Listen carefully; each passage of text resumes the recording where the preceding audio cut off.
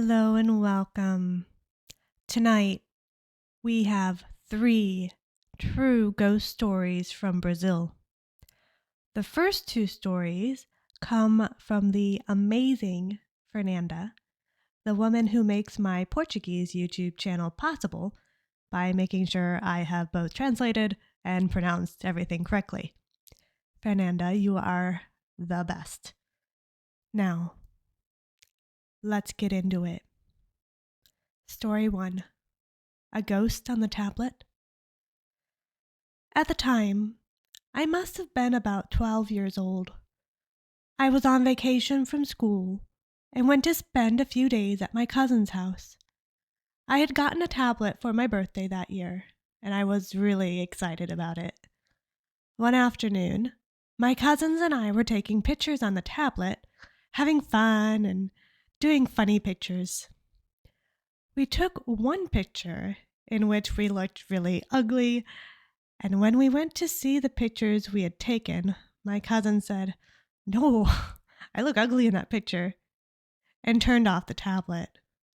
However, when I looked more closely at the photo, I noticed a black blur behind us, as if it were the silhouette of a woman, but only up to her neck.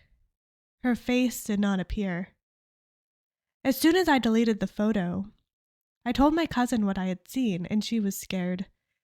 We tried to recover the photo. We even Googled how to recover photos from the tablet, but we found that unlike the cell phone, the tablet did not allow us to recover photos. We were talking about it all night. The next day, my cousin said she woke up in the middle of the night and saw a woman in black sitting in her computer chair. Then I had some nightmares with the same woman. We were never able to recover the photo, but some pretty strange things happened that week. Story 2. Who Dropped the Pots? My grandmother has told me this story since I was a child. Before I was born, she was very close with the neighbor who lived next door to her house.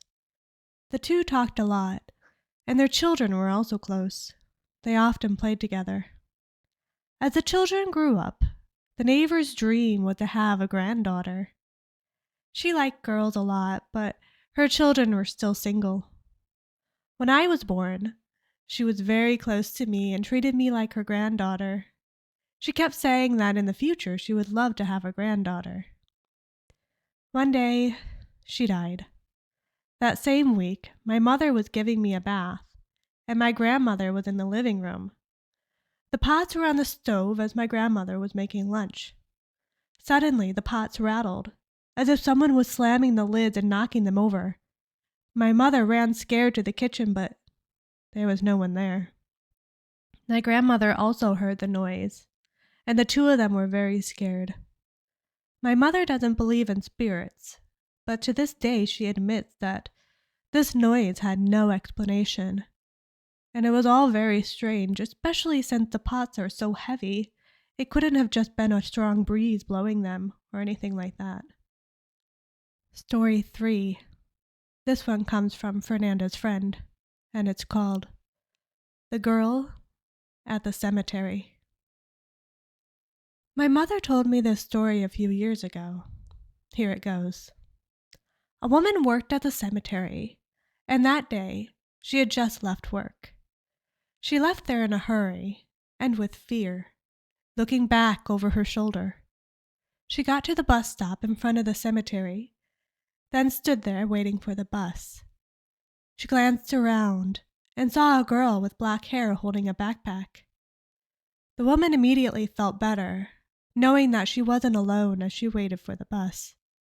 She started talking to the girl with the backpack about different subjects, until at last the woman asked, "Aren't you afraid to stay here by the bus stop alone? Because I work here and I'm always scared." To her surprise, the girl replied, "I was scared, yes, when I was alive." Thank you so much for listening to these terrifying tales. If you enjoyed them, please hit that like button and why not subscribe if you haven't already. See you in the next one.